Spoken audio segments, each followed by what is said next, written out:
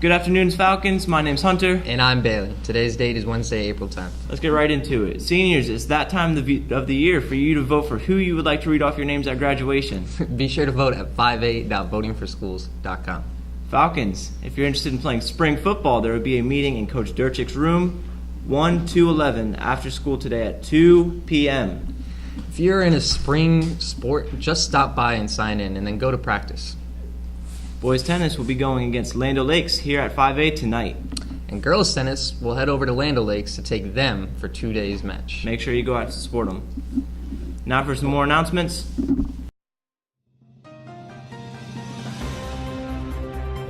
What's up, 5A? This is Falcon News. My name's Dr. Diaz. I'm your learning design coach. And today I'm going to tell you about testing. Your state tests are coming up May 1st through May 14th. Make sure you're here on time.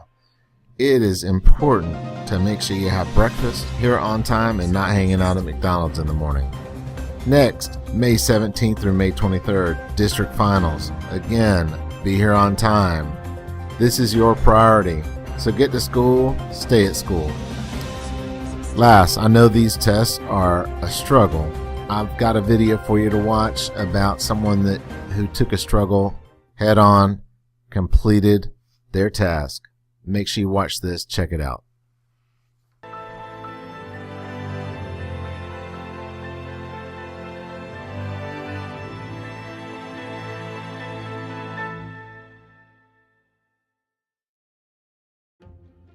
I'm remembered for two things. One, for being a part of the winning relay team that defeated the Americans in the 1991 World Championships. But the most famous thing that I'm known for is actually not finishing a race, and it's for the race in Barcelona. Unfortunately, I'd had a few injury problems, mainly with Achilles tendons, and that sort of hampered me through my career. But by the time I was in Barcelona, I felt great.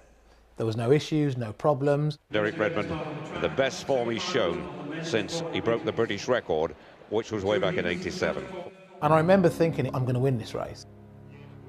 The gun goes. And I had a really good start. Redmond's got off very fast indeed. I'm flowing down the back straight, and as I describe it, I hear a funny pop.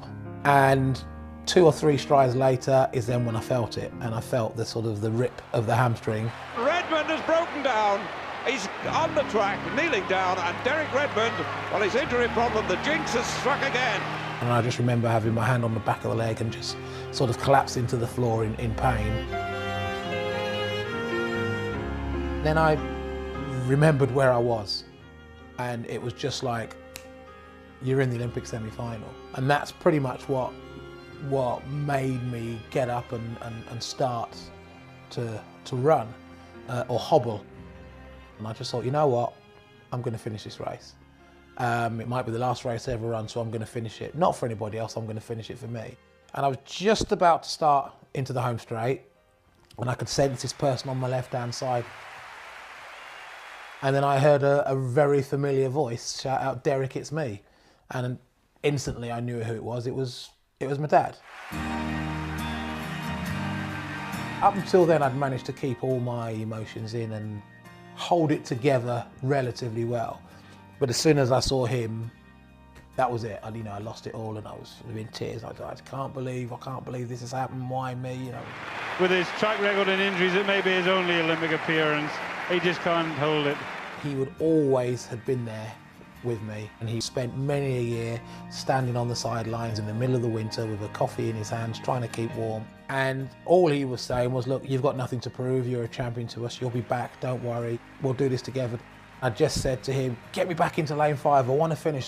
Just get me back into lane 5.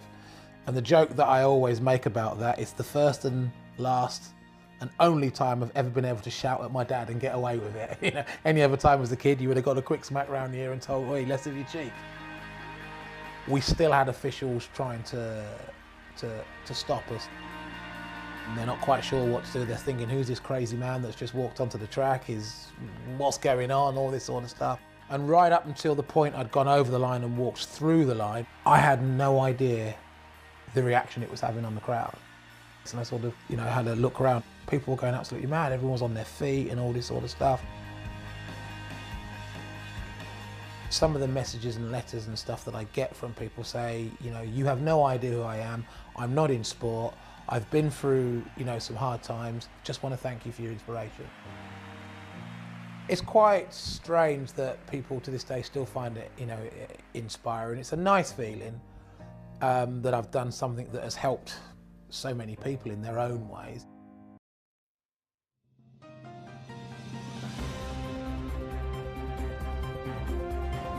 All right, 5A, I'm going to leave you with the highlights from the Final Four. And as you watch this, you'll have some important dates scrolling that take us through to the end of the year. Y'all take it easy. Make sure to do the right thing. The basket. Ball's lobbed and put down big time by Anthony McLemore. And Harper races past everyone. And that was like a 1-on-3 fast break right there. Back outside. Jerome able to recover and hit a three.